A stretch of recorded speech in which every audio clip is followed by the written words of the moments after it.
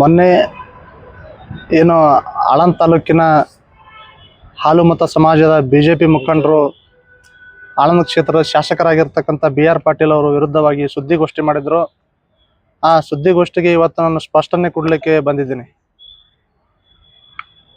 ಸ್ಪಷ್ಟನೆ ಏನಪ್ಪಾ ಅಂತಂದ್ರೆ, ಇಲ್ಲಿವರೆಗೆ ಸುಮಾರು ವರ್ಷಗಳಾದರೂ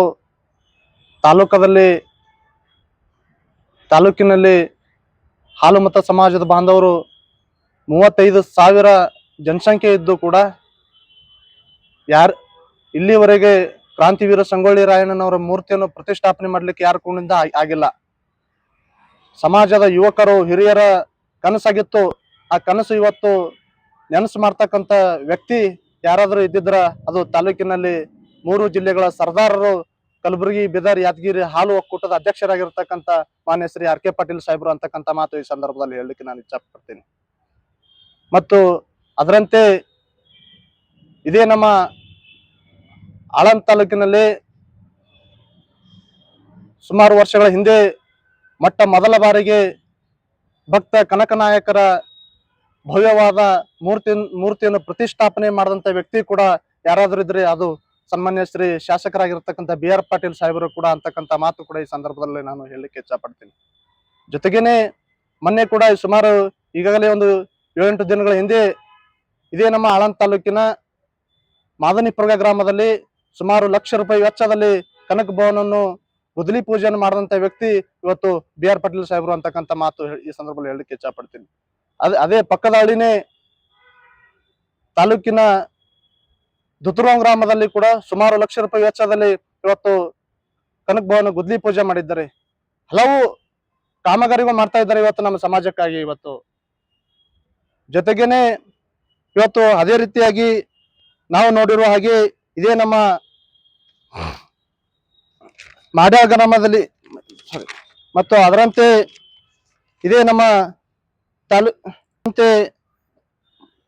ಹಿರಿಯ ಮುಖಂಡರಾಗಿರ್ತಕ್ಕಂಥ ಈರಣಬಾಬಾ ಜಳಕಿ ಅವರನ್ನು ಕೂಡ ಇವತ್ತು 3ನೇ ಬಾರಿಗೆ KMF ನಿರ್ದೇಶಕರಾಗಿ ಆಯ್ಕೆ ಮಾಡಿದಂತ ವ್ಯಕ್ತಿ ಇವತ್ತು BR ಪಾಟೀಲ್ ಮತ್ತು RK ಪಾಟೀಲ್ ಸಾಹೇಬರಿಗೆ ಸಲ್ಲಿಸ್ತಕ್ಕಂಥದ್ದು ಮಾತು ಈ ಸಂದರ್ಭದಲ್ಲಿ ಹೇಳಲಿಕ್ಕೆ ಇಚ್ಛಪಡ್ತೀನಿ.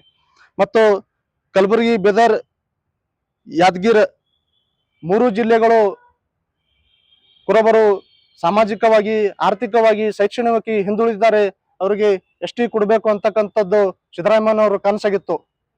ಆದರೆ ಕೇಂದ್ರದಲ್ಲಿ ಬಿಜೆಪಿ ಸರ್ಕಾರ ಇದ್ದು ಅವರು ಕೊಡ್ತಾ ಇಲ್ಲ. ಯಾಕೆ ಕೊಡ್ತಾ ಇಲ್ಲ? ಇವತ್ತು ಕೇಂದ್ರ ಸರ್ಕಾರಕ್ಕೆ 3 ಬಾರಿ ಶಿಫಾರಸು ಮಾಡಿದ್ದಾರೆ, ಆದ್ರೂ ಕೂಡ ಕೊಡ್ತಾ ಇಲ್ಲ. ಇವತ್ತು ಕುರುಬರಿಗೆ ಅನ್ಯಾಯ ಮಾಡ್ತಾ ಇದ್ದಾರೆ ಅಂತಕ್ಕಂಥ ಮಾತು ಕೂಡ ಈ ಸಂದರ್ಭದಲ್ಲಿ ಹೇಳಲಿಕ್ಕೆ ನಾನು ಇಚ್ಛಪಡ್ತೀನಿ. ಮತ್ತೆ ಮೊನ್ನೆ ನಮ್ಮ ಬಾಬುರಾವ್ ಸರ್ ಅವ್ರು ಹೇಳಿದ್ರು, ಏನ್ ಹೇಳಿದ್ರು ಅಂದ್ರೆ BR ಪಾಟೀಲ್ ಸಾಹೇಬರು ಏನು ಸಿದ್ದರಾಮಯ್ಯನ ಪರವಾಗಿ ಒಲವಿದ್ದಾರೆ, DK ಶಿವಕುಮಾರ್ ಪರವಾಗಿ ಒಲವಿದ್ದಾರೆ.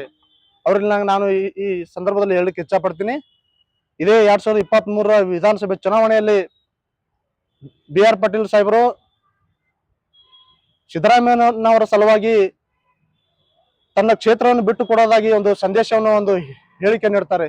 ಅಂತ ಒಂದು ಅವರು ದೋಸ್ತಿ ಅಂತಕ್ಕಂಥ ಮಾತು ಈ ಸಂದರ್ಭದಲ್ಲಿ ಹೇಳಲಿಕ್ಕೆ ಇಚ್ಛಪಡ್ತೀನಿ. ಮತ್ತು ಇದೇ ನಮ್ಮ ಆಳಂದ ತಾಲೂಕಿನ ಸಿದ್ದು ಪೂಜಾರಿ ಯುವ ಮುಖಂಡರು, ಇವರಿಗೆ ಪುರಸಭೆ ಸದಸ್ಯರು, ಇವಾಗ ಅವ್ರು ಎಲ್ಲಿದ್ದಾರೆ?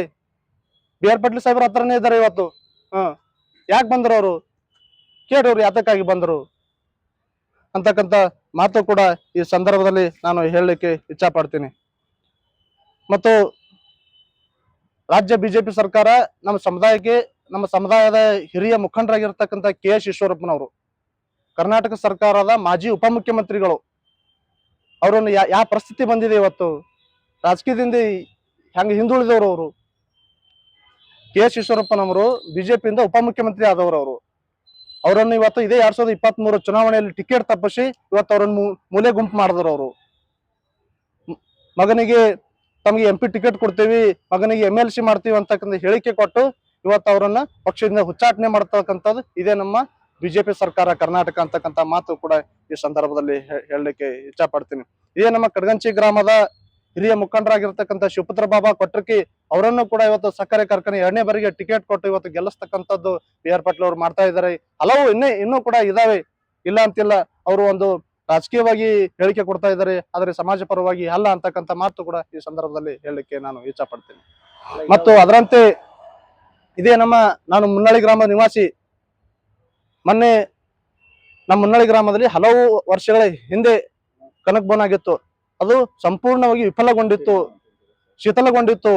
ಆ ಸಂದರ್ಭದಲ್ಲಿ ನಾವು ಹೋಗಿ ಆರ್ ಕೆ ಪಾಟೀಲ್ ಸಾಹೇಬರಿಗೆ ಮನವಿ ಮಾಡಿದ್ವಿ. ಮನವಿ ಮಾಡೋ ಕೆಲವೇ ದಿನಗಳಿಂದ ಅದನ್ನು ಕೆಡವಿ ಇನ್ನೊಮ್ಮೆ ನಾನು ಸ್ಥಾಪನೆ ಮಾಡ್ತಕ್ಕಂತ ಆಶ್ವಾಸನೆ ಕೊಟ್ಟಿದ್ದಾರೆ. ಸುಮಾರು 50 ಲಕ್ಷ ರೂಪಾಯಿ ವೆಚ್ಚದಲ್ಲಿ ಮಾಡ್ತಕ್ಕಂತ ಆಶ್ವಾಸನೆ ಕೊಟ್ಟಿದ್ದಾರೆ. ಅವ್ರು ಮಾಡುವಲ್ಲಿ ಯಶಸ್ವಿ ಆಗ್ತಾರೆ ಅಂತಕ್ಕಂಥ ಮಾತು ಈ ಸಂದರ್ಭದಲ್ಲಿ ನಾನು ಹೇಳಲಿಕ್ಕೆ ಇಚ್ಛಾ ಪಡ್ತೀನಿ. ಇದ್ದಾವೆ ಅವು ಹೇಳ್ಕೊಂತಾರೆ, ಇವತ್ತೊಂದು ದಿನನೇ ಸಾಲಲ್ಲ ಅಂತಕ್ಕಂಥ ಮಾತು ಈ ಸಂದರ್ಭದಲ್ಲಿ ಹೇಳಲಿಕ್ಕೆ ಇಚ್ಛಾ ಪಡ್ತೀನಿ.